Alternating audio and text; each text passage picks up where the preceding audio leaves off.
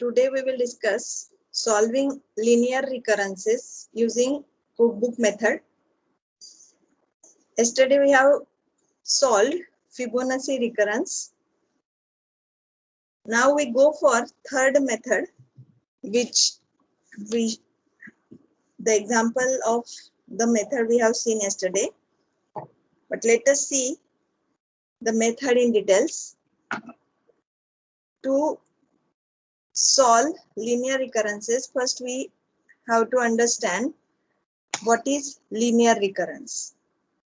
So for linear recurrence, we need this sum rule, which we have already seen in unit 1.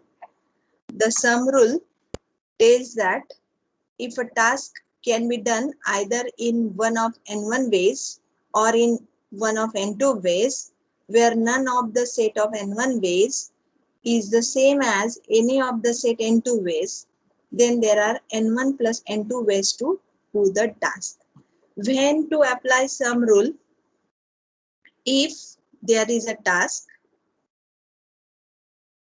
and in this task, wait a minute.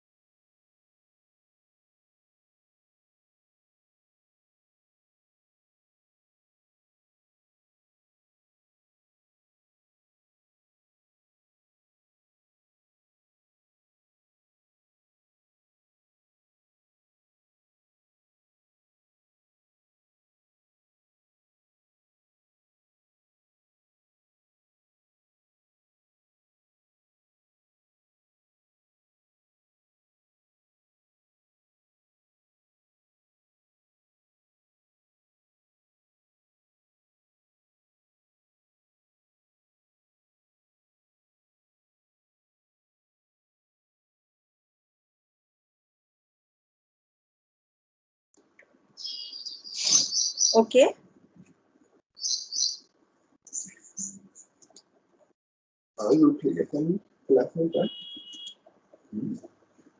Is the slide visible? Yes, ma'am. Yes, ma'am. No, ma'am. Yes, ma'am. No, ma'am. No, ma'am. Yes, ma'am. Now Okay. visible. Here, the task. One task can be done either in n1 ways, n2 ways. One task can be done using n1 ways and n2 ways, where none of set of n1 ways and n2 ways are same.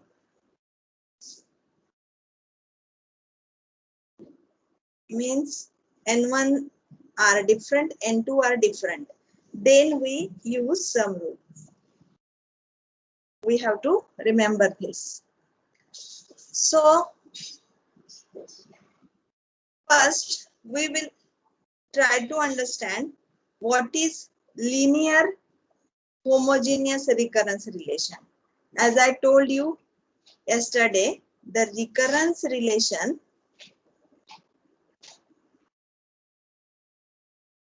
can be either linear or divide and conquer. Towers of Hanoi,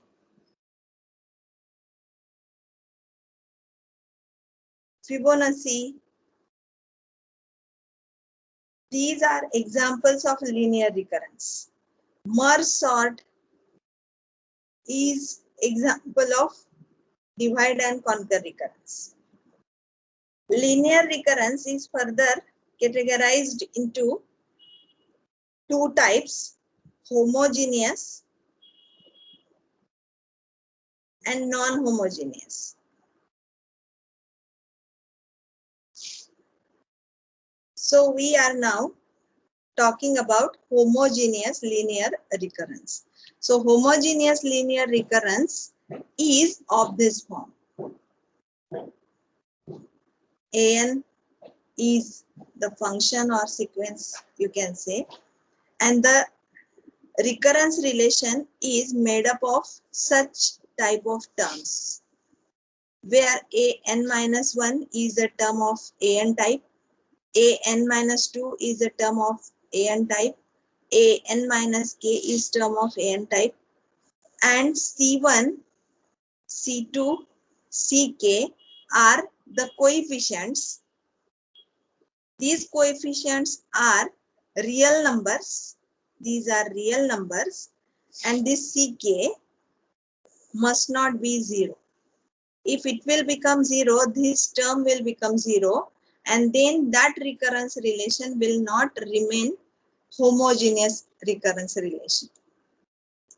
So, a linear homogeneous recurrence relation of degree k with constant coefficients is a recurrence relation of the form an equals to c1 an minus 1 plus c2 an minus 2 plus dot plus ck an minus k, where c1, c2, ck are real numbers and ck is not equals to 0.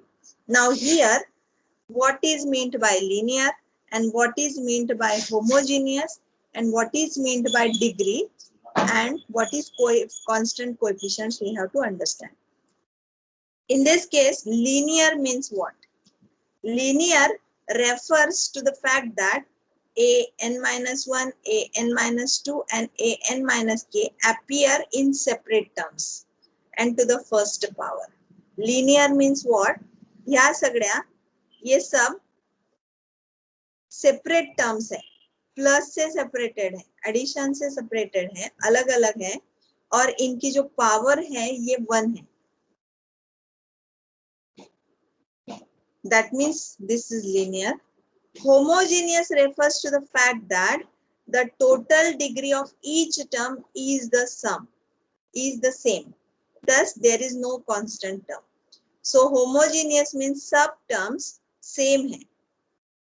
इसीलिए ये ck not equals to 0 का restriction दिया है.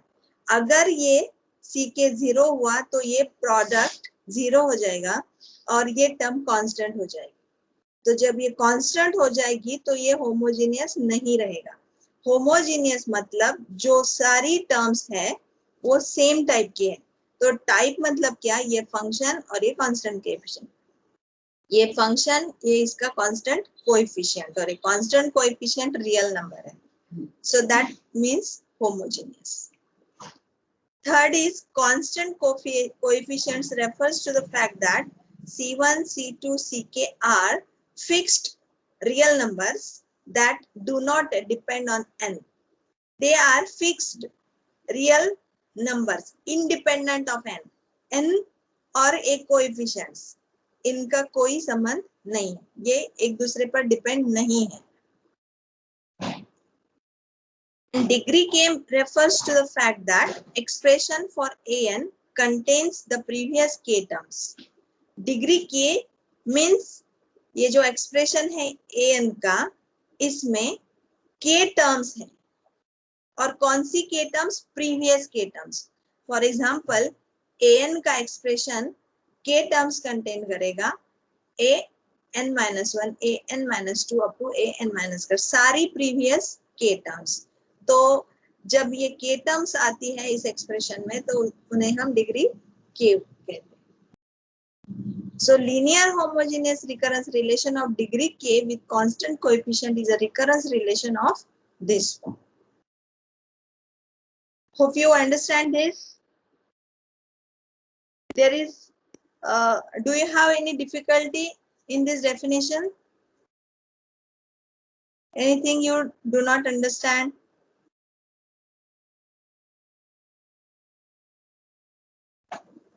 Ma'am परत सांगा ना. Okay. कुठलं सांगू? चारही सांगू परत? नाही मॅम फक्त हेच. हा, तर 4 डेफिनेशन्स मधून 4ही सांगू का परत? हे लिनियर, होमोजेनियस, कॉन्स्टंट आणि डिग्री. होमोजिनियस वाली आणि डिग्री वाली. ओके. Linear means what? बरं ठीक आहे, एक्झाम्पल्स नाही घेऊया आपण. इथे जाऊ आपण. See this recurrence relation. an equals to 1.04 an minus 1. This is the expression for an. In this expression, this is constant coefficient and this is the term. Okay. Now there is a question, is this linear homogeneous recurrence relation? So to understand this, we have to talk about the coefficient, the term, and the power, or power and degree. Okay. So this is constant coefficient, this is the term, previous term. So is this linear homogeneous recurrence relation? So in this case, linear means what? All these terms separate. Yes, this is separate, this is separate, this is separate, and to the first power. That means it is linear. Homogeneous means what? Homogeneous means ह्या सगळ्या सारख्या आहेत. जसं constant coefficient function, constant coefficient previous term, constant coefficient previous term. So that is homogeneous. Constant coefficients means what? These are fixed real numbers, constants. These are constants. And degree k means all the previous k terms. So now my question is, this recurrence relation is linear homogeneous recurrence relation or not? And if yes, what is its degree?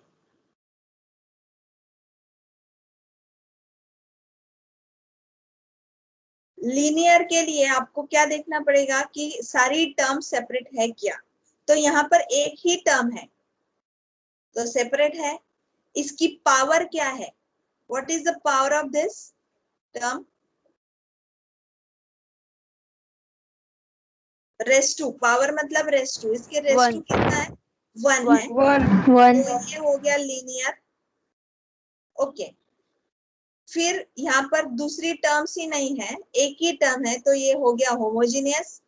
और इसका ये जो constant coefficient है, ये real number है 1.04. हमने यहाँ पर इंटीजर नहीं बोला है, हमने रियल नंबर बोला है. तो all numbers accept complex will be real numbers. तो क्या ये लीनियर होमोजीनियस रिकरेंस रिलेशन है? Yes, ma'am. यस और नो? Yes. तो अगर है तो इसकी डिग्री कितनी है? 1. Yes, correct. Is a linear homogeneous recurrence relation of degree 1. अब ये दूसरा एग्जांपल ले लो. fn equals to fn minus 1 plus fn minus 2. क्या ये linear homogeneous recurrence relation है? Yes. यहाँ पर दो टर्म्स है, एक ये टर्म और ये दूसरी टर्म. क्या ये सेपरेट है? Yes. Yes, ma'am. Yes. इनकी पावर Yes, ma'am. कितनी है? पावर भी One. तो 1 है. हाँ. 1. यहाँ पर कांस्टेंट कोएफिशिएंट्स है. Yes. Yes. क्या है वो? 1. Yes, correct. Yes. Yes, correct. और डिग्री कितना है इसकी? 1. 1 कहाँ? 2 टर्म्स है ना, 2 प्रीवियस टर्म्स है, 2. तो 2 होनी चाहिए. दो है ना टर्म्स, हाँ. तो दो होनी चाहिए। और क्या ये होमोजीनियस है? Homogeneous means all Yes, terms ma'am. should be same. Yes, ma'am. So this Yes, is ma'am. also, so this is also a linear homogeneous recurrence relation of degree 2. अब ये तीसरा एग्जांपल ले लो, an equals to an minus 5. Is this a linear homogeneous recurrence relation, and if yes, what is its degree?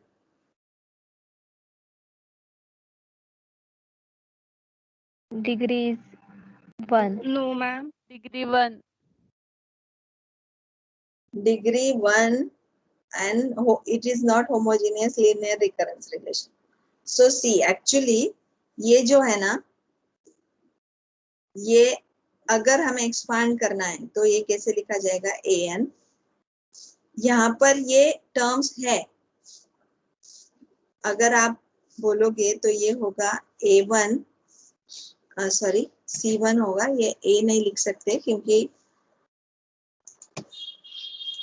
Sequence का नाम a है, तो इसे constant हम c1 लिखेंगे, c1 C1. a n-1 है, प्लस c2 a n-2 भी है, प्लस c3 a n-3 भी है, c4 a n-4 भी है, और a n-5 तो दिया ही है। तो यहाँ पर ये जो c5 है इसकी वैल्यू 1 है, और बाकी ये जो c1 c2 c3 c4 है, c1 c2 c3 and c4, ये सारे जीरो है। ये जीरो होने की वजह से ये टर्म चली गई, ये टर्म चली गई, ये टर्म चली गई, ये भी चली गई, और सिर्फ ये बाकी है। तो एक्चुअली ये दिख ऐसे रहा है, लेकिन ये है ऐसा। तो क्या ये सारी टर्म्स सेम है, सेपरेट है, पावर टू द 1 है? अगर है तो ये लीनियर है और होमोजीनियस है, और डिग्री क्या होगी इसकी? 5. So Five.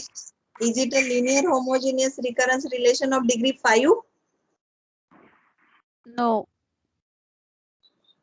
What?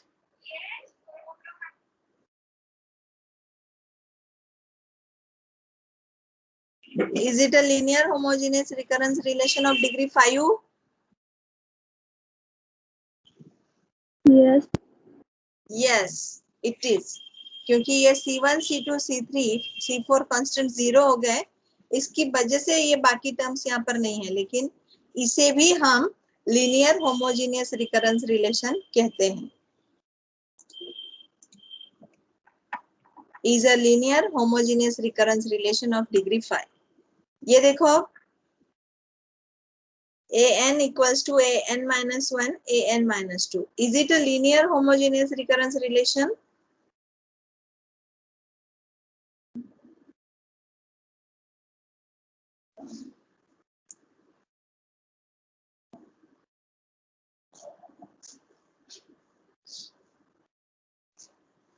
Yes or no?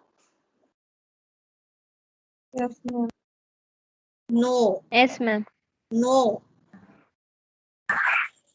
यहाँ पर कोई तो भी एक कंडीशन है जो फेल हो रही है।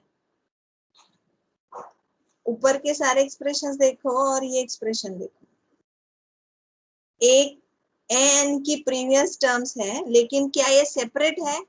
नहीं, नहीं. नहीं। यहाँ पर एडिशन, तो ये सेपरेट नहीं है। सेपरेट नहीं है तो लीनियर या होमोजीनियस, इनमें से कौन सा जो कंडीशन है ये फॉलो नहीं कर रहे हैं, लीनियर की या होमोजीनियस की? Near. लीनियर, लीनियर की।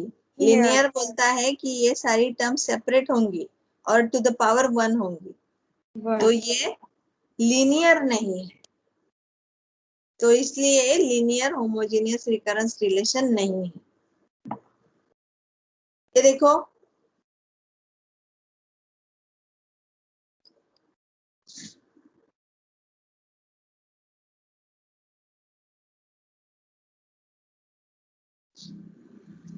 Not homogeneous. Very good. कौन सी Linear टर्म पर जो लीनियर है लेकिन होमोजीनियस नहीं है, क्योंकि ये दोनों टर्म्स है, दो टर्म्स है और ये दोनों सेम नहीं है. यहाँ पर भी m की कोई टर्म होनी चाहिए थी तब वो होमोजीनियस होता. यहाँ पर m एब्सेंट है इसलिए ये नॉट होमोजेनियस है. ये देखो, ये कांस्टेंट नहीं है. Very good. तो ये भी लीनियर होमोजीनियस रिकरेंस रिलेशन नहीं है, क्योंकि यहाँ पर कांस्टेंट नहीं, ये वेरिएबल है, n है. Does not have constant coefficient. Now understand? Do you understand what is meant by linear homogeneous recurrence relation?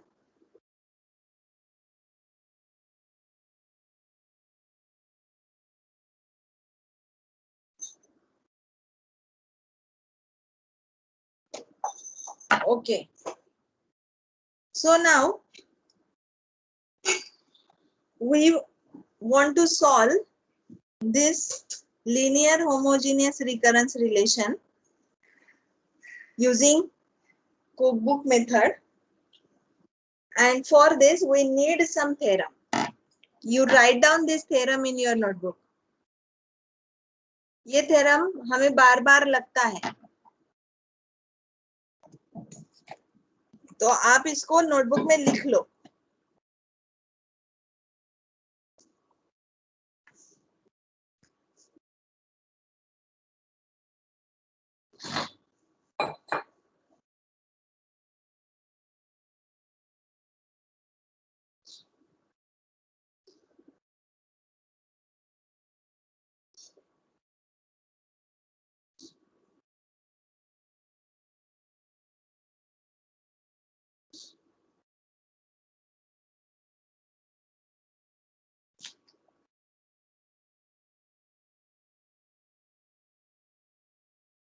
आपको आगे पेन, नोटबुक, पेंसिल, इरेजर सब लगने वाला है, कैलकुलेटर भी लगने वाला है. Hope you have it. नहीं है तो लेकर आओ.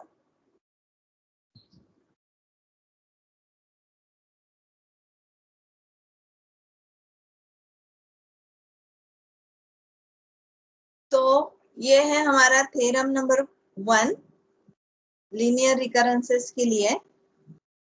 ये जो C1 और C2 ये जो कांस्टेंट्स है, ये जो रियल नंबर्स है, उनमें C2 0 नहीं है, ये ध्यान में रखना है. Let C1 and C2 be real numbers with C2 not equals to 0. मतलब ये होमोजीनियस इक्वेशन होना चाहिए, उसके लिए ये थ्योरम है. Suppose that r square minus C1r minus C2 equals to 0 has only one root r0. तो ये है कैरेक्टरिस्टिक इक्वेशन जो हमने कल निकाला था, कैरेक्टरिस्टिक इक्वेशन, और इसके हम रूट्स निकालते हैं. यहाँ पर -C1 -C2 दिया है, तो ये प्लस भी हो सकता है, ऐसे कंपल्सरी माइनस नहीं होगा. जो भी हमारा कैरेक्टरिस्टिक इक्वेशन है, इसको अगर हमने सॉल्व किया और अगर एक ही रूट आता है, then a sequence an is a solution of the recurrence relation an equals to C1 an minus 1 plus C2 an minus 2 if and only if. This is recurrence relation. इसका solution ये sequence है. अगर ये sequence हम ऐसे लिख सकते हैं, मतलब ये इसका solution है. तो solution है an equals to alpha 1 r0 raised to n plus alpha 2 n r0 raised to n for n equals to 0, 1, 2, where alpha 1 and alpha 2 are constants. तो थ्योरम क्या बोलता है कि अगर हमारा recurrence relation linear homogeneous recurrence relation है, तो हमें उसे सॉल्व करने के लिए उसका कैरेक्टरिस्टिक इक्वेशन निकालना पड़ेगा, उसको सॉल्व करना पड़ेगा। और अगर उसे उसका एक ही रूट आता है, जैसे फिबोनाची सीरीज में 2 रूट्स आए थे, अगर उसका एक ही रूट आया है तो ये इक्वेशन आप यूज करो एज ए सॉल्यूशन। इसमें आप अल्फा 1 और अल्फा 2 कॉन्स्टेंट्स यूज करो और यहाँ पर जो n है ये हमारा सीक्वेंस है, अल्फा 1 और अल्फा 2 की वैल्यू निकालो, आपको सॉल्यूशन मिल जाए। आपने ये लिख लिया नोटबुक में? Yes ma'am. ओके, आपको ये इक्वेशन मुझे बताना है आगे जब हम एग्जांपल सॉल्व करेंगे। जब हम एग्जांपल सॉल्व करेंगे और मैं आपको ये इक्वेशन पूछूंगी तब आपको आराम से समझ में आ जाएगा। अब ये है example, what is the solution of the recurrence relation an equals to 6an-1 minus 9an-2 with initial conditions a0 equals to 1 and a1 equals to 6. Write down this example in notebook.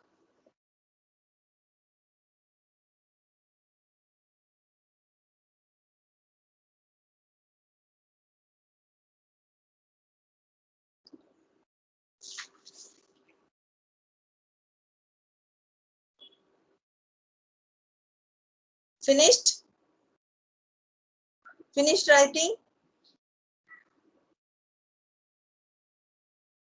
Yes, ma'am. Okay. अब आपको एक pre requisite हम ले लेते हैं solution करने के लिए। जस्ट रिकॉल करते हैं हमने क्या क्या पढ़ा।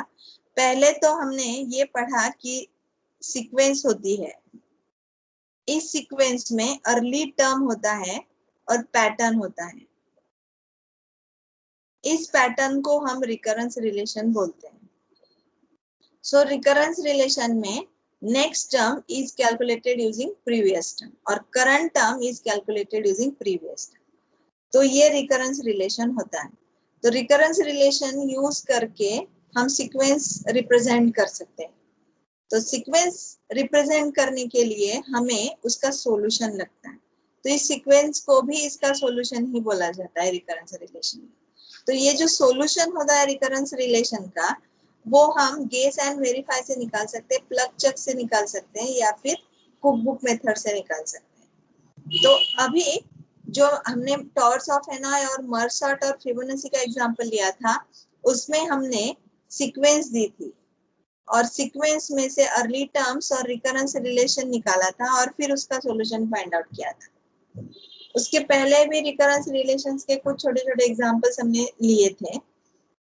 तो यहाँ पर रिकरेंस रिलेशन डायरेक्टली दे दिया है, इनिशियल कंडीशंस भी दे दी है, अब हमें इसे सॉल्व करना है।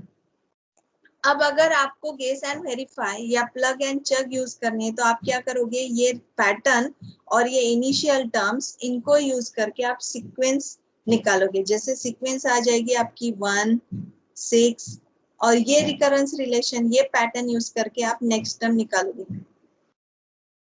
ओके, तो नेक्स्ट टर्म क्या हो सकती है, ये है n-1 और n-2, ये है n-1, ये है n-2 a।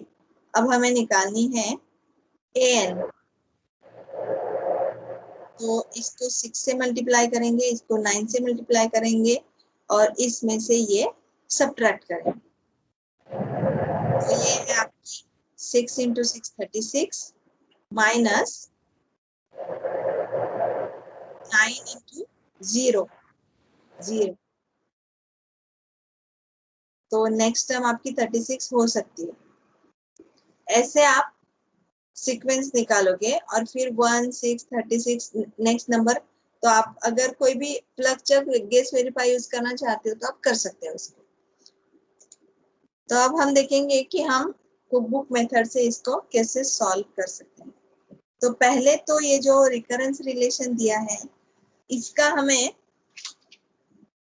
कैरेक्टरिस्टिक इक्वेशन निकालना पड़ेगा। उसके लिए सबसे पहले ये जो इक्वेशन है, रिकरेंस रिलेशन जो हमें दिया है, उसको x के फॉर्म में या r के फॉर्म में लिखना पड़ेगा, isn't it? तो क्या दिया है, given an equals to 6an minus 1 minus 9an minus 2 with a0 equals to 1 and a1 equals to 6. अब ये जो है इसे x के फॉर्म में लिखो, x के लिखते हो या r के लिखते हो, डिपेंड आप पे डिपेंड करता है। जब रूट्स बोल रहे हैं तो r के फॉर्मेट में हम ये लिख सकते हैं। जैसे हमने x रेस टू n लिखा था, तो यहाँ पर मैं r रेस टू n लिखूंगी। इसको क्या लिखो, आप लिखो ये 6 r raise to n minus 1 minus 9 r raise to n minus 2। ये अब ये हो गया। अब आगे क्या करते हैं हम लोग, हम यहाँ पर कैरेक्टरिस्टिक इक्वेशन निकाल रहे हैं।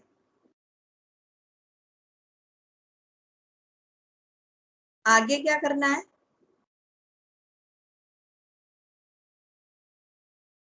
बोलो।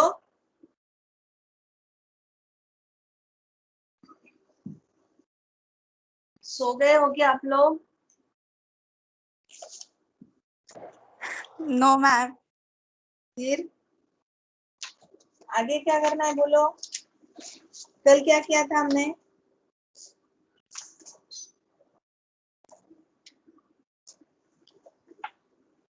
Divide by small power. Okay, तो डिवाइड करो इसको।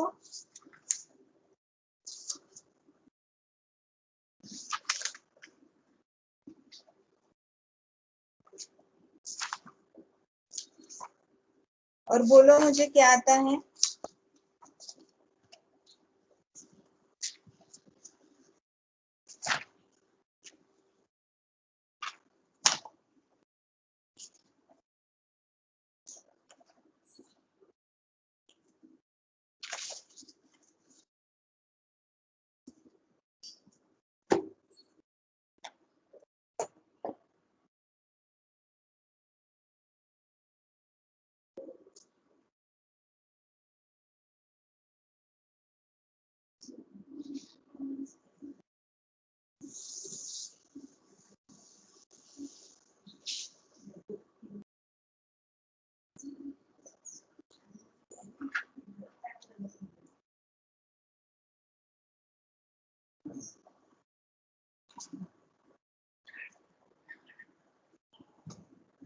ओके, क्या आया कैरेक्टरिस्टिक इक्वेशन?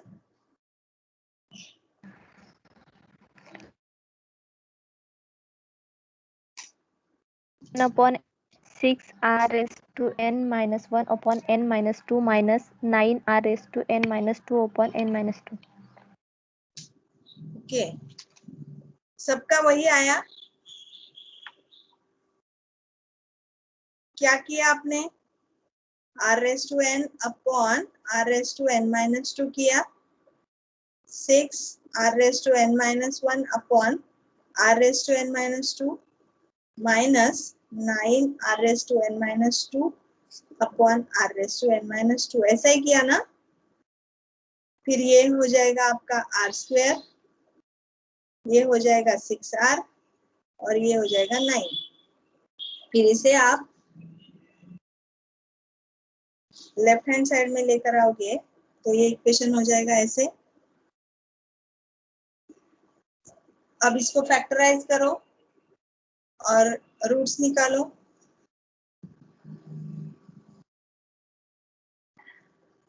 ये रूट्स कैसे निकालते हैं हम लोग, ये जो 6r है इसको एक्सपांड करते हैं। तो ऐसा लिखते हैं कि दो जगह पर ये हो जाए और हमें कुछ कॉमन टर्म निकालते आए।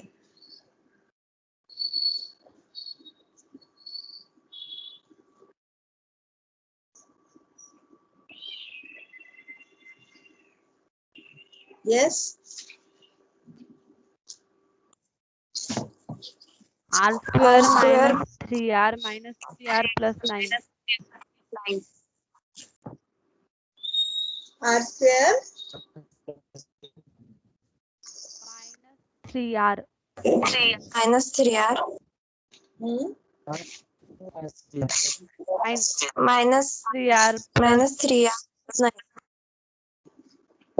रूट क्या आया इसका, ये किसका स्क्वायर है, मतलब ये किसका इक्वेशन है, r माइनस 3 ब्रैकेट स्क्वायर का इक्वेशन है क्या ये, yes r square minus 6r plus 9, ये इसका एक्सप्रेशन है, r square minus 6r plus 9। तो इसका मतलब r की वैल्यू क्या आ गई आपकी, 3। तो ये जो है इक्वेशन आपका ये ऐसा है, r into r r minus 3 equals to 0। तो r into r square minus 6r plus 9। Okay, तो r की वैल्यू आ गई 3। तो इस इक्वेशन को, इस कैरेक्टरिस्टिक इक्वेशन को कितने रूट्स मिले आपको, 1 एक ही रूट मिला। ओके, तो एक रूट मिला तो हमें अपने थ्योरम के हिसाब से कौन सा इक्वेशन यूज करना चाहिए, तो हम ये कैसे लिखेंगे, the only root of r square minus 6r plus 9 equals to 0 is r equals to 3. Hence, the solution to this recurrence relation is, यहाँ पर वो जो फॉर्मूला है लास्ट में हमने अल्फा 1 अल्फा 2 का लिखा था वो लिखना पड़ता है। एक रूट है तो वो इक्वेशन, दो रूट है तो अलग इक्वेशन। तो क्या आएगा ये सॉल्यूशन, क्या लिखूं मैं यहाँ पर, बोलो, थ्योरम दिया है, अगर रिकरेंस रिलेशन इस टाइप का था और कैरेक्टरिस्टिक इक्वेशन इस टाइप का था और आपको अगर एक रूट मिलता है तो इस सीक्वेंस का सॉल्यूशन क्या होता है, ये होता है an equals to alpha 1 r0 raised to n plus alpha 2 n r0 raised to n for n equals to 0 1 2 where alpha and alpha 2 are constants। तो आपको ये इक्वेशन यूज करना है। तो ये लिखेंगे आप an equals to alpha 1 3 raised to, sorry पहले इक्वेशन लिख लेते हैं फिर बाद में लिखेंगे इसको।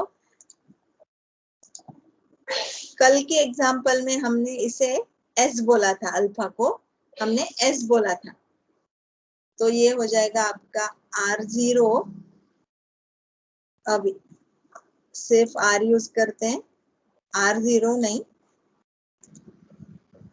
एक ही है तो समझ में आ जाता है, alpha 1 r raise to n plus alpha 2 n r raise to n, यही आ जाएगा ना, समझ में आ गया सबको यहाँ तक।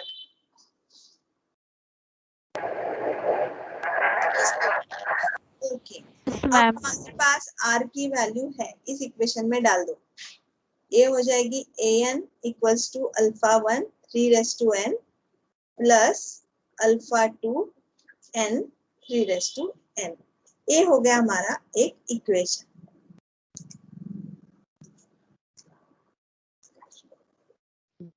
इक्वेशन में कैसे है, ओके, अब आगे क्या है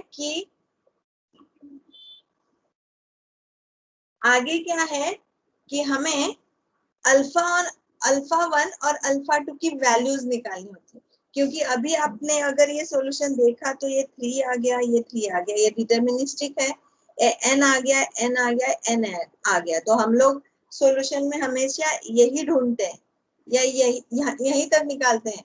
तो यहाँ पर जो अननोन टर्म है ये है सिर्फ ये अल्फा 1 और alpha 2, isn't it? Towers of annoy में 2n-1 था, मर सॉर्ट में n log n था, तो n मतलब हमारा सीक्वेंस का नंबर, nth टर्म।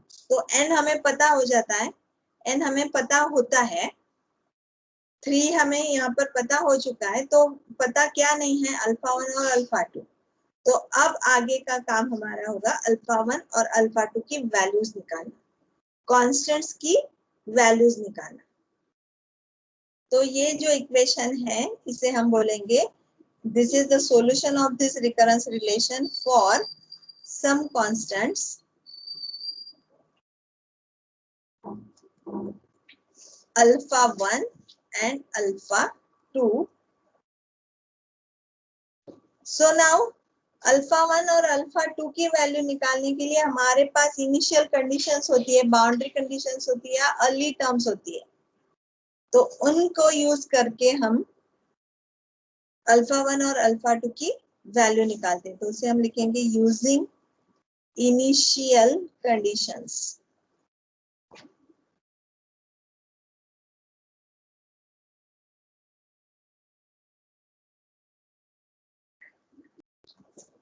तो इनिशियल कंडीशंस क्या है हमारे पास, प्रॉब्लम में देखो, एग्जांपल में a0 इक्वल्स टू 1 है और a1 इक्वल्स टू 6। ओके। अब a1 equals to a0 equals to 1 डाला, तो इस इक्वेशन में डाल दो, n की वैल्यू 0 डाल दो। ये जो है ना हमारा इक्वेशन, इसमें अगर मैंने a0 मतलब n की वैल्यू 0 है, तो ये आ जाएगी हमारी a0 equals to alpha 1 into 3⁻0 plus alpha 2 into 0 into 3⁻0 equals to 1। Okay, तो 3⁻0 कितना आ गया, 1, मतलब ये हो गया अल्फा 1 और ये टर्म हो गई आपकी 0। अल्फा 1, तो अल्फा 1 की वैल्यू क्या आ गई, 1। ओके, अब हम लिखेंगे a2, सॉरी a1। a1 कैसे आएगा, alpha 1 into 3⁻1 plus alpha 2 into 1 into 3⁻1 equals to कितना दिया है,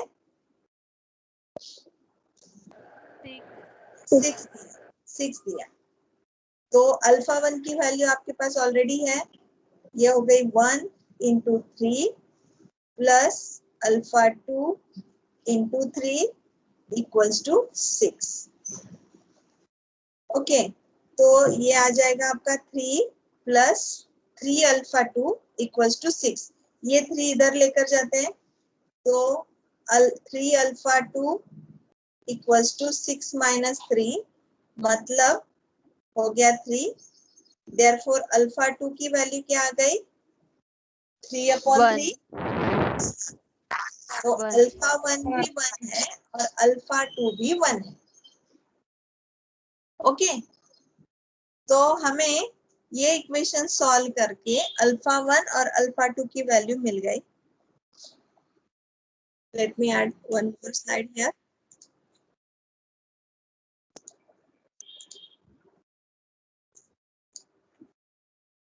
So we can write this like this, solving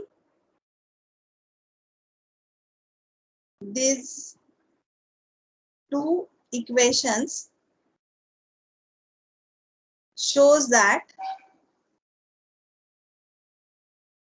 alpha 1 equals to 1 and alpha 2 equals to 1.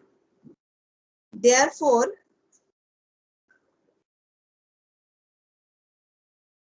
solution to this recurrence relation is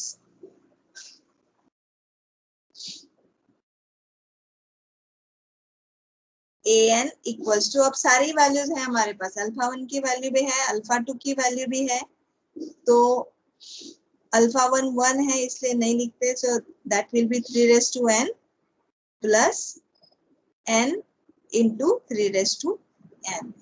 This is the solution of the recurrence relation given in the problem. Got it?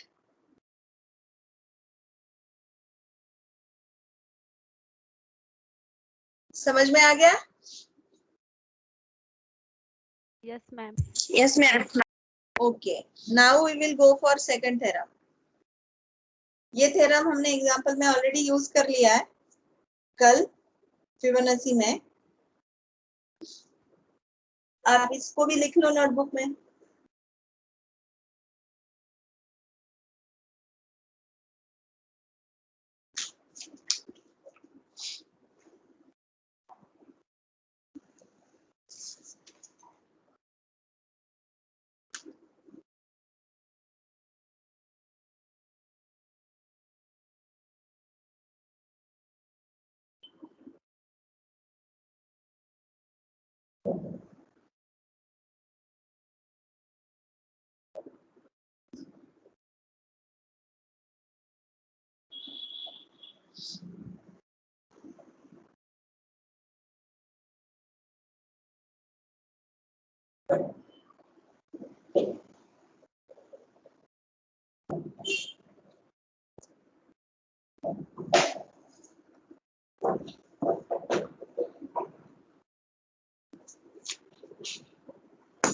Okay, finished? Now here also C1 and C2 are real numbers, and again C2 should not equals to 0.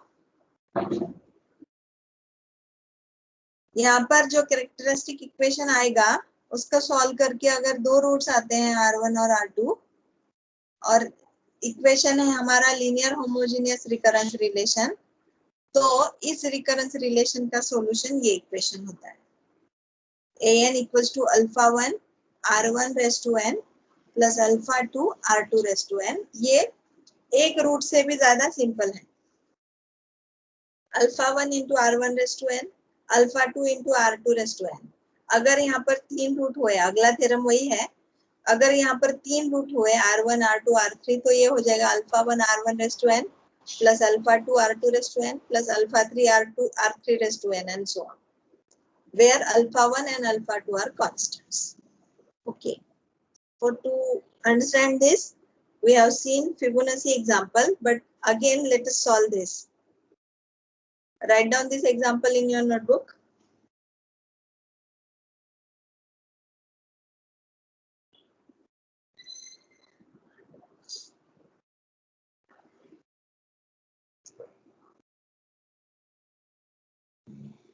What is the solution of the recurrence relation? An equals to an minus 1 plus 2 an minus 2 with a0 equals to 2 and a1 equals to 7.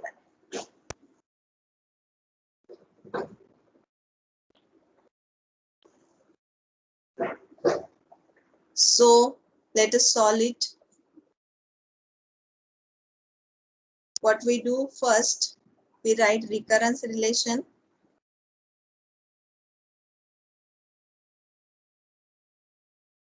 और उसकी initial conditions, ये जरूरी है।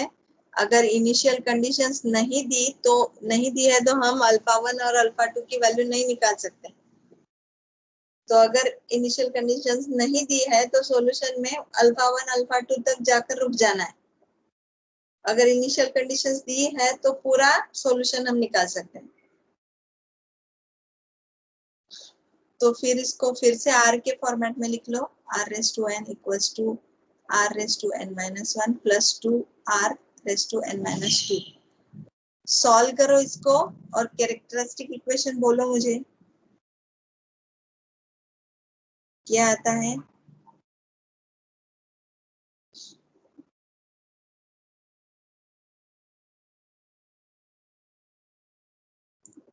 सबको solve करना है, मैं यहाँ सॉल्व करके नहीं देने वाली हूँ। तो जितने भी स्टूडेंट्स क्लास में हैं उनको ये एग्जाम्पल कंप्लीट करने के लिए कंपलसरी सॉल्व करना पड़ेगा। और अगर आपको नहीं आ रहा है तो आप अभी मुझे पूछ सकते हो।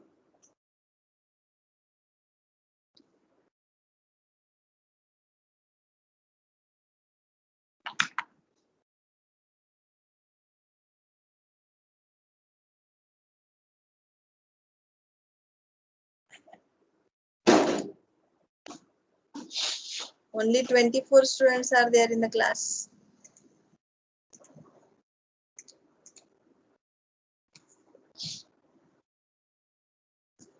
R आगे minus 2 and equation. R minus 1. Yes, ma'am. What? R minus 2, R minus 1. Okay, these are the roots. What is characteristic equation?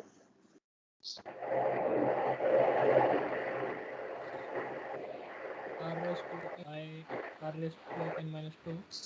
R Square square minus R minus R minus minus 2. equals to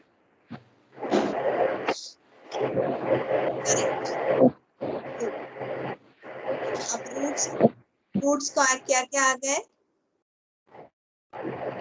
R plus 1. 2 and 1. R, अब हम इसको R1 बोलेंगे। R1 एक है 2 and R2 minus 1. सबका आ गया? सबका यही आंसर है? Yes, ma'am. Okay Yes, ma'am.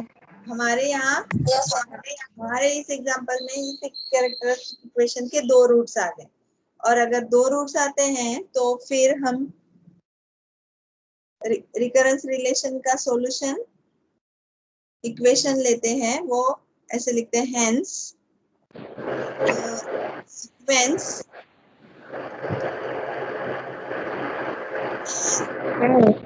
is a solution to the recurrence relation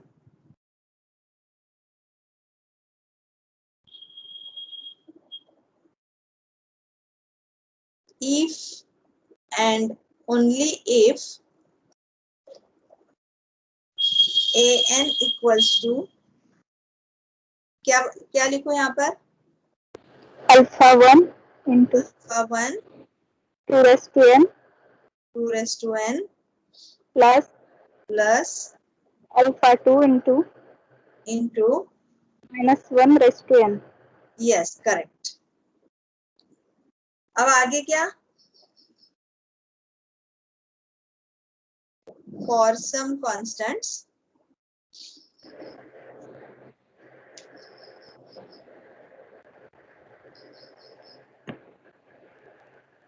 alpha 1 and alpha 2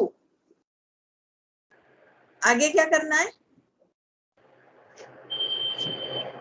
Alpha 1 and alpha 2 find करावं लागेल. how? Initial conditions use करके? Use yes. yes correct। so you can say that using initial conditions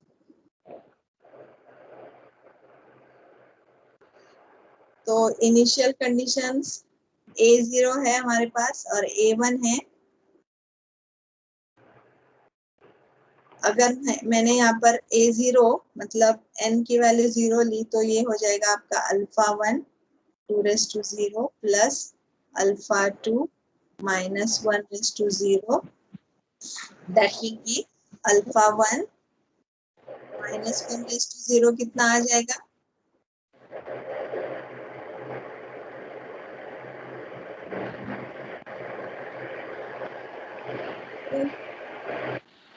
minus 1 raised to 0 1 से आएगा plus 1 का minus 1 Plus 1 plus 1 आएगा। Yes, ma'am. Okay so ये हो जाएगा आपका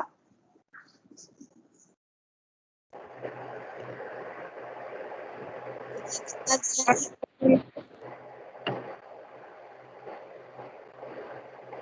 इक्वल टू 3। 3 नहीं 2 दिया है ना। A0 की वैल्यू कितनी दी है?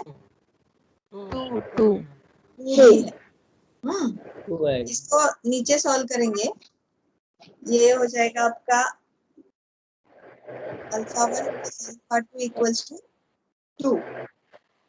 ओके, A1 देखो, A1 फिर alpha 1 2 raise to 1 plus alpha 2 minus raise to 1 equals to. अब ये हो गया आपका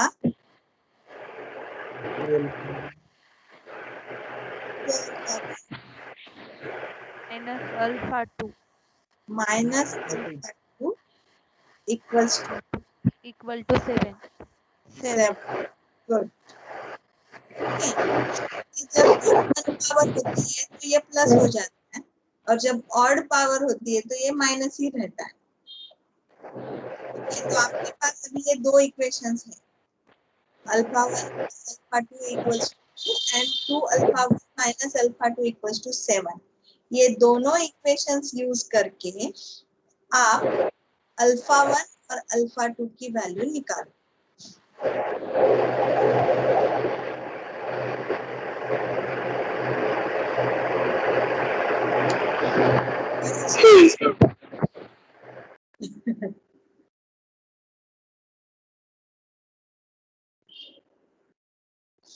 मैम 7 कैसे आ रहा है? इनिशियल कंडीशंस में दिया है, ये यहाँ दिया है। ये देखो A0 2 है, ये A1 7 है, इसलिए ये A0 equals to 2, A1 equals to 7, और फिर n की वैल्यू 0 डाल के हमारे सॉल्यूशन में हमने यहाँ पर 1 डाल के ये सॉल्यूशन लिखा है। आगे समझ में? Yes ma'am. ओके, अभी आपके पास ये दो इक्वेशंस है, इनको यूज करके आपको अल्फा 1 और अल्फा 2 की वैल्यू निकालनी है।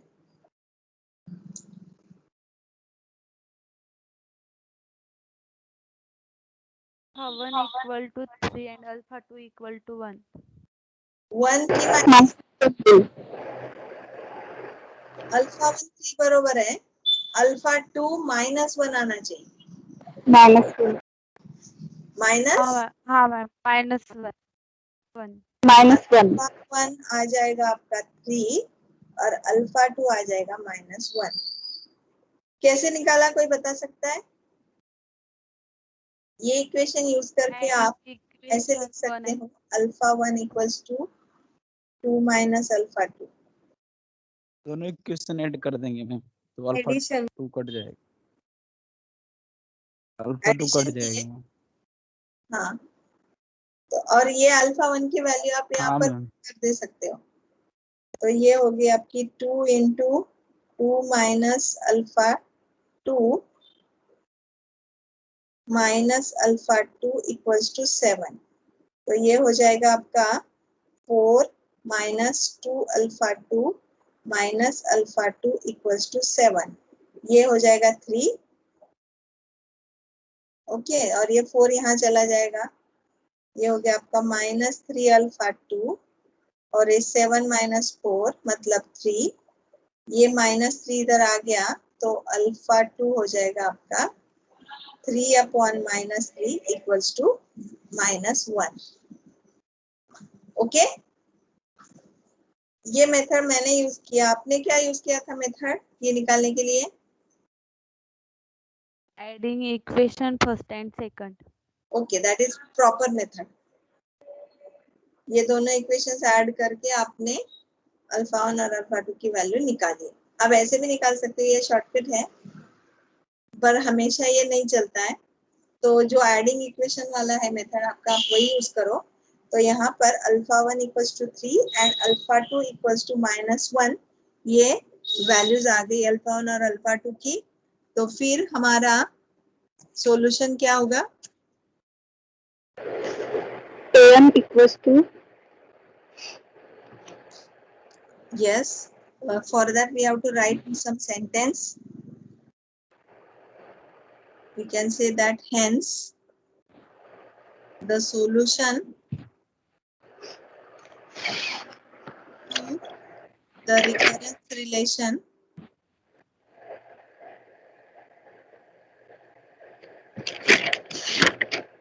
and initial conditions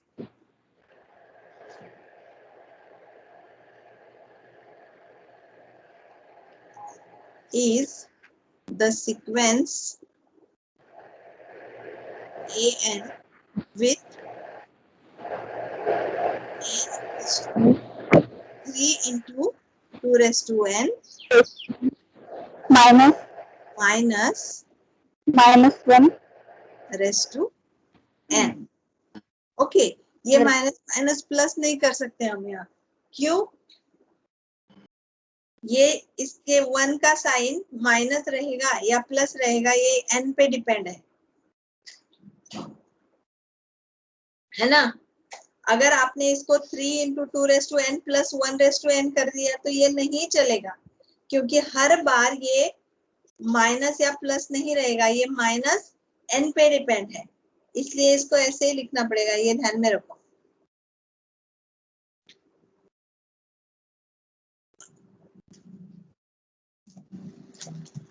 अब ये थ्योरम 3 है,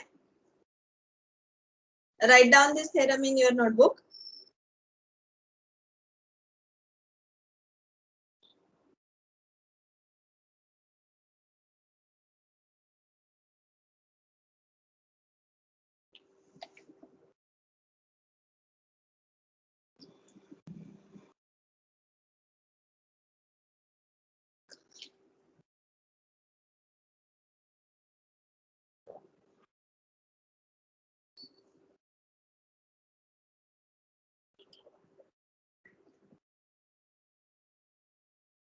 हो गया?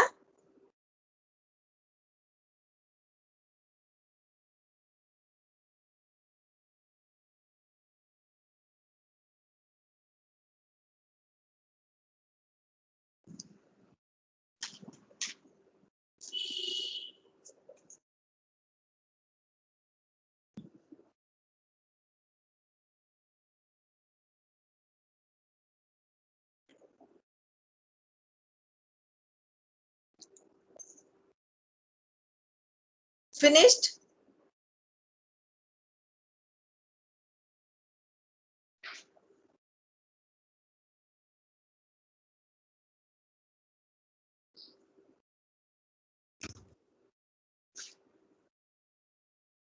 यहाँ कुछ नहीं है, ये इन जनरल इक्वेशन है, C1, C2, Ck be real numbers and the characteristic equation is this, and suppose there are k distinct roots, then sequence an is the solutions of the recurrence relation if and only if alpha 1 r1 raised to n plus alpha 2 r2 raised to n plus dot dot dot alpha k r k raised to n for n equals to 0 1 2 where alpha 1 alpha 2 alpha k are constants.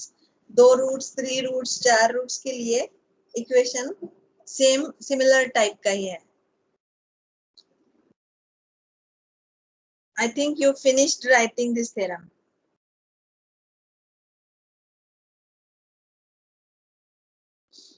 Yes, ma'am. Okay. Now write down this example.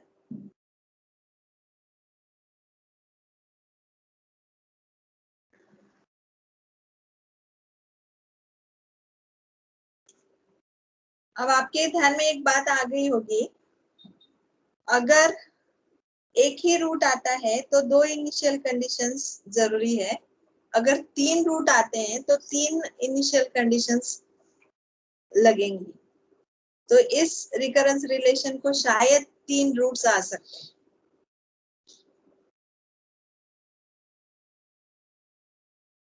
Recurrence relation is an equals to 6an minus 1 minus 11an minus 2 plus 6an minus 3 with initial conditions a0 equals to 2, a1 equals to 5 and a2 equals to 50.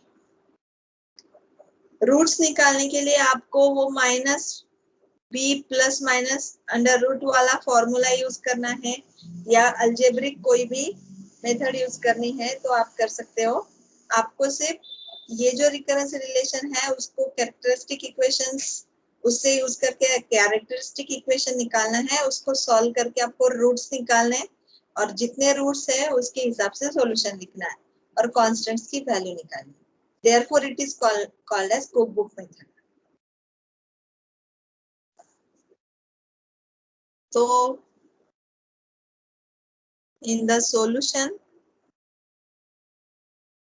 again we will write this recurrence relation.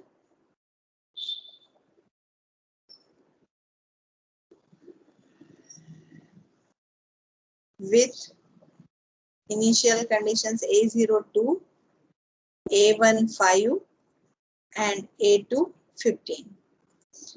अब फिर से लिखो इसको r raised to n 6 r raised to n minus 1 minus 11 r raised to n minus 2 plus 6 r raised to n minus 3.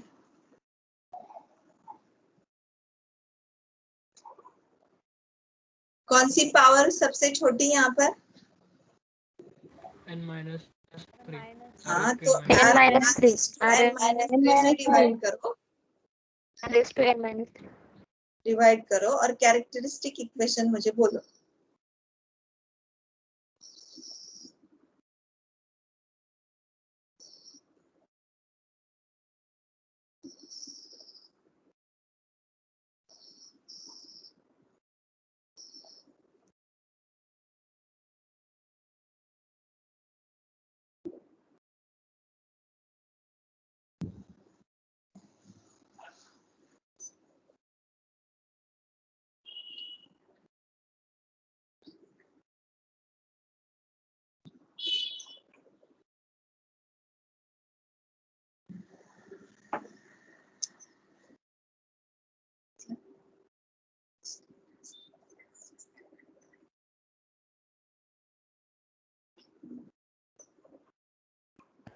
क्या क्या equation?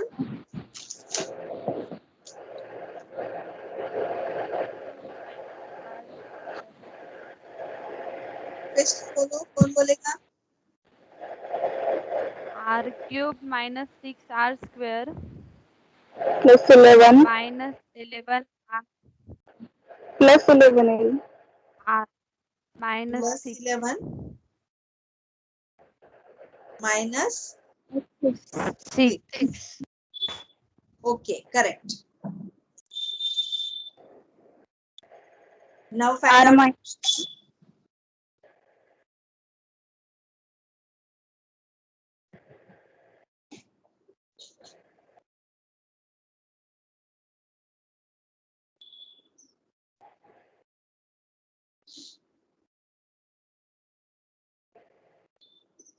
इसके roots कैसे find out करेंगे? 1 2 3 1 2 3 आ गया, right. r minus 2 r minus 3. Okay, कैसे कैसे निकाले बता सकती हो?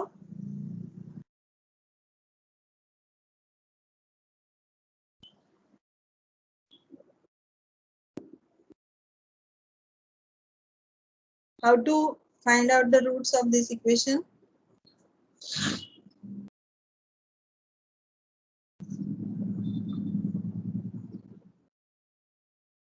Equation is r cube minus 6r square plus 11r minus 6.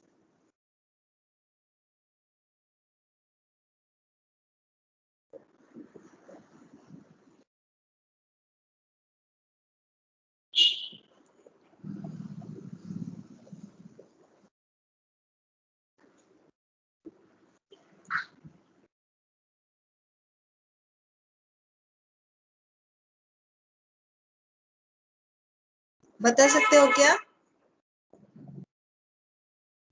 Okay, तो actually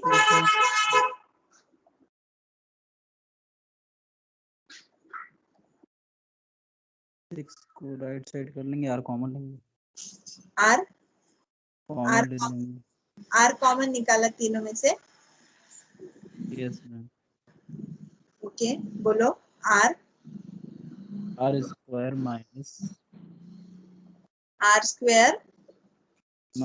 6r plus 11 in bracket में होगा ma'am, equal 6 -6 equals to 0. Okay, आगे. Yes.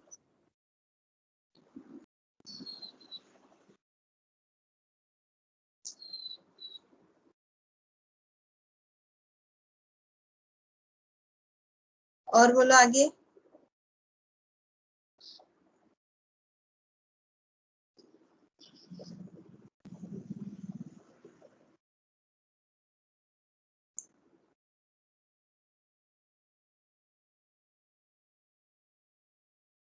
नहीं होगा मैम इसका तो। ओके ठीक है।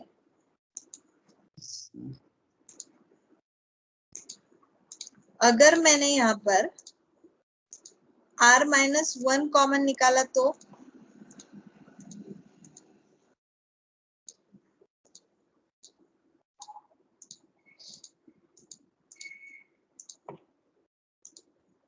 अगर मैंने यहाँ पर r-1 ये कॉमन निकाला तो यहाँ क्या बचेगा, r² बचेगा। यहाँ पर r² -6r बचेगा। -6 यहाँ पर 11 +11 बचेगा। नहीं, हम r-1 निकाल रहे हैं ना कॉमन। Yes ma'am. तो पहले तो हम लोग यहाँ से सिर्फ r निकाल लेते जैसे आपने निकाला था, उसके बाद -1 भी निकालते हैं, ऐसा भी कर सकते हैं। तो अगर हमने यहाँ पर r-1 निकाला है, आप इसकी इंटरमीडिएट स्टेप लिखना खुद।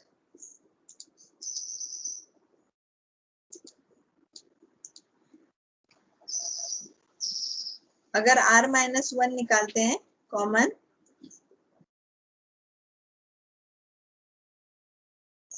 उसके लिए आपको ये भी सब सिंप्लीफाई करना पड़ेगा पहले।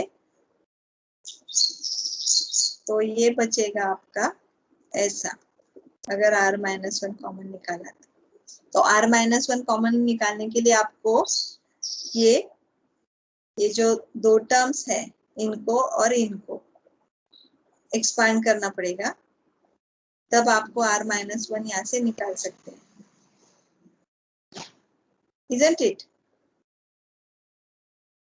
Yes ma'am. यहाँ से अगर मैंने r-1 निकाला तो यहाँ पर आपका बच जाएगा r² और -6r बचेगा। यहाँ से r-1 निकाला तो ये r चला गया और जो बचा उसमें से +6 आ सकता है।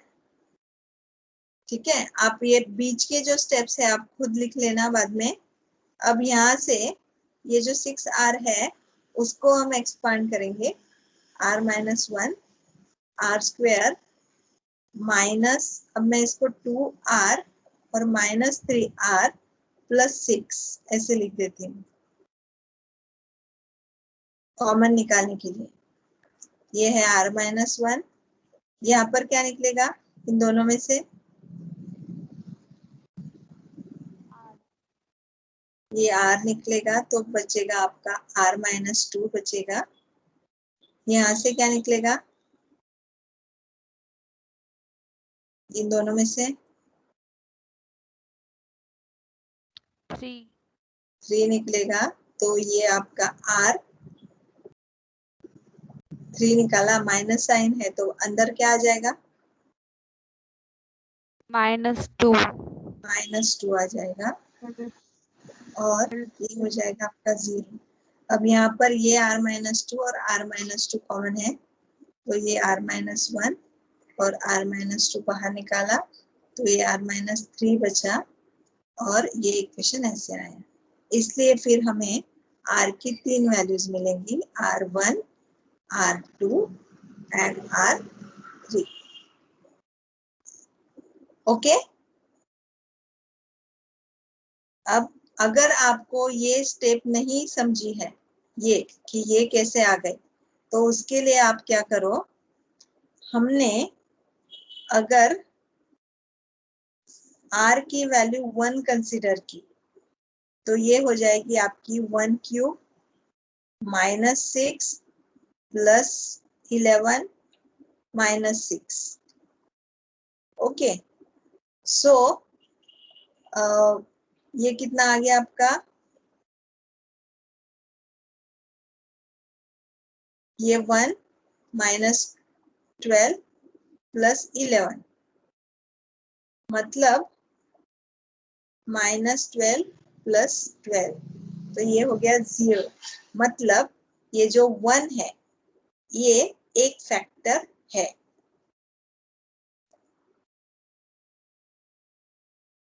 ओके, तो इसलिए अगर ये 1 मतलब 0, सॉरी r की वैल्यू ये एक फैक्टर है, तो फिर आप उसको, ये जो इक्वेशन है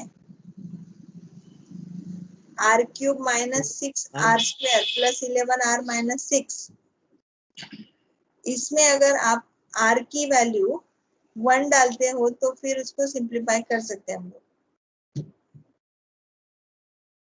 तो इसलिए हाँ r माइनस उसका फैक्टर होगा।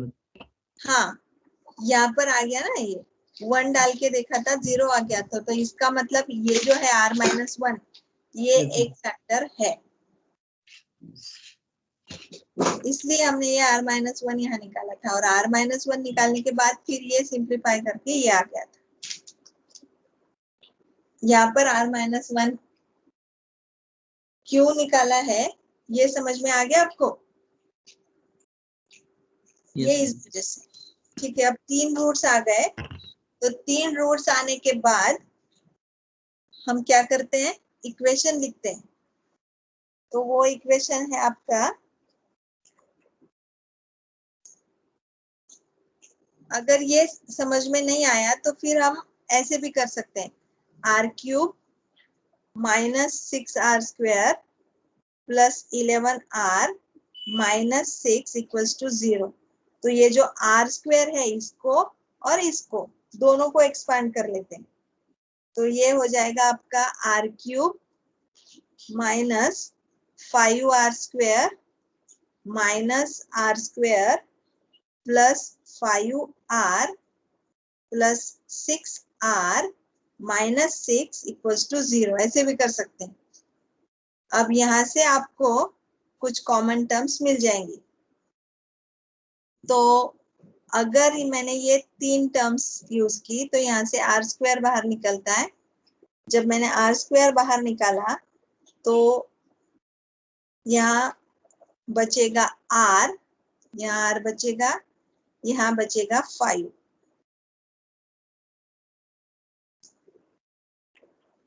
Isn't it? तो ये 5 बचने से हमारा कुछ फायदा नहीं होने वाला है, तो इसलिए हम क्या करेंगे, ये जो r² है ये आगे लिख लेंगे यहाँ पर, ये r³ और ये जो माइनस r² है ऐसे लिख लेंगे। फिर ये 5r² plus 5r plus 6r minus 6 equal to 0। ये इसलिए लिखा कि ये सिमिलर टाइप की टर्म्स आ गई। अब यहाँ पर मैंने r² कॉमन निकाला तो r माइनस 1 बचता है। यहाँ पर मैंने 5r निकाला तो r माइनस 1 बचता है, ये माइनस है इसलिए। और यहाँ पर मैंने प्लस 6 निकाला तो r माइनस 1 बचता है, तो ये आ गए r minus 1 r minus 1 common. तो ये r माइनस 1 यहाँ लिखा, तो फिर बचेगा हमारा r² माइनस 5r प्लस 6 बचेगा। फिर यहाँ पर r माइनस 1 और फिर इसको एक्सपांड करेंगे फिर से वैसे ही जैसे हमने अर्ली किया था। तो ये आ जाएगा आपका इसके फैक्टर्स, बोलो कैसे एक्सपांड करो अब इसको मैं। r² minus r² minus 6r 2r 6r में 6r कैसे लूं, 5 है ना वो। हाँ 2r माइनस 3r हाँ देते हैं ना, 2r minus 3r r minus 1 r square, ये आर स्क्वायर ना लेते हुए फिर यहाँ से क्या निकालेंगे, 3 आर कॉमन लेंगे, आर निकालेंगे, r r minus 2, r minus 2 बचेगा। यहाँ से फिर क्या -3 निकालेंगे, -3 मतलब यहाँ पे कि आर माइनस 2 बचेगा, ये हो गया 0। अब यहाँ से आर माइनस 2 बचेगा, क्या बचा फिर,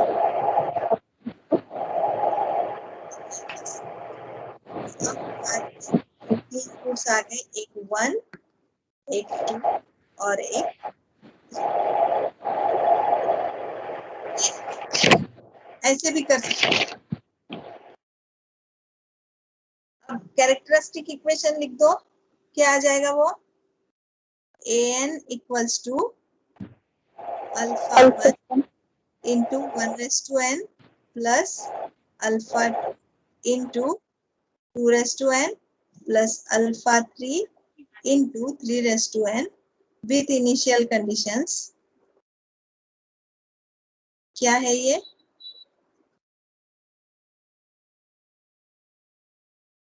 A0 दिया था 2, A1 दिया था 5 और 5 A2 दिया था 15, A3 नहीं। ओके, अब ये वैल्यूज आप पुट करो और अल्फा 1, अल्फा 2 और अल्फा 3 के वैल्यूज निकालो, तो ये हो जाएगा आपका A0 equals to alpha 1 plus alpha 2 plus alpha 3 equals to 2। दूसरा हो जाएगा A1 equals to alpha 1 plus alpha 2 into 2 plus alpha 3 into 3 equals to 5। और तीसरा हो जाएगा आपका alpha 1 plus alpha 2 into 4 plus alpha 3 into 9 equals to 15। Okay, ये तीन इक्वेशंस दिए हैं, इन तीनों को यूज करके आप मुझे अल्फा 1, अल्फा 2 और अल्फा 3 की वैल्यू बता।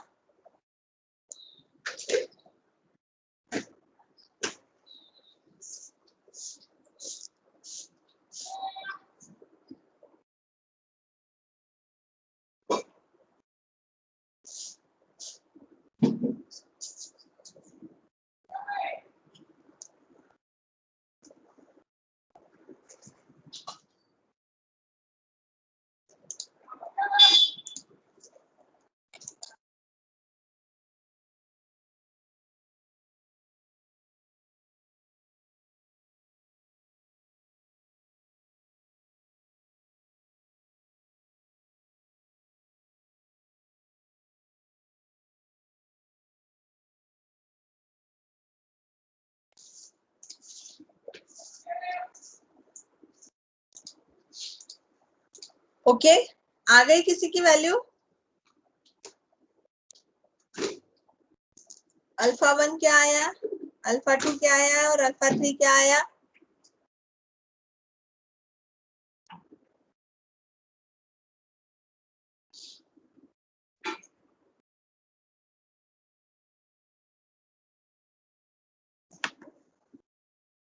बोलो,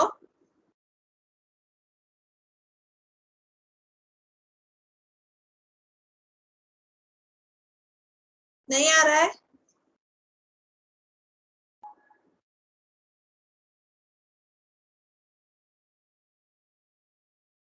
दो दो इक्वेशंस ऐड करने पड़ेंगे ना यहाँ पर।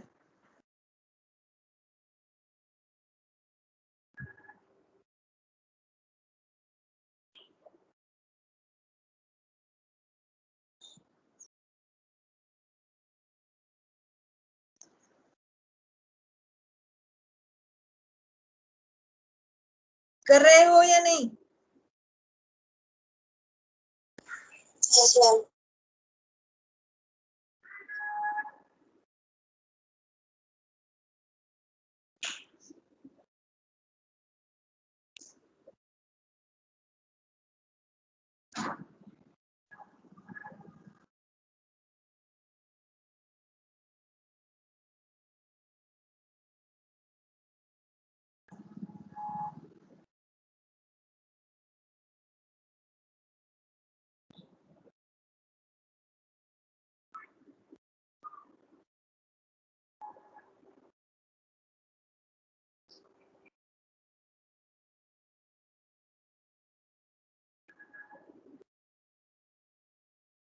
आया किसी का answer?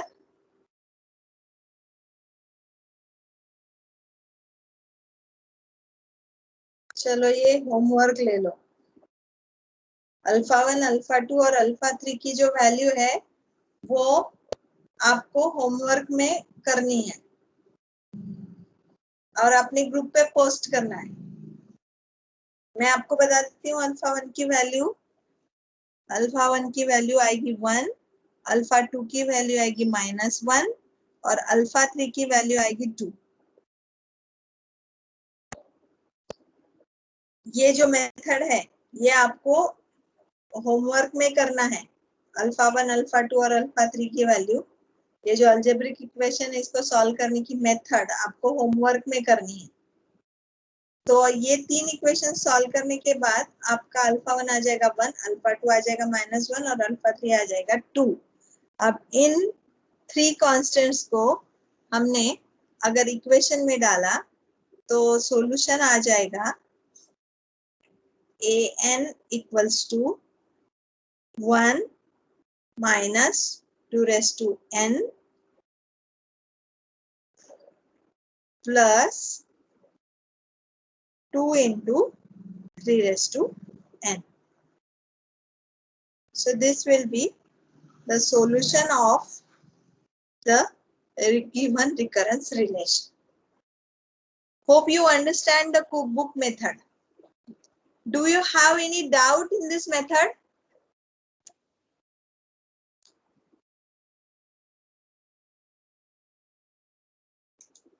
No, ma'am. Okay, so let us stop.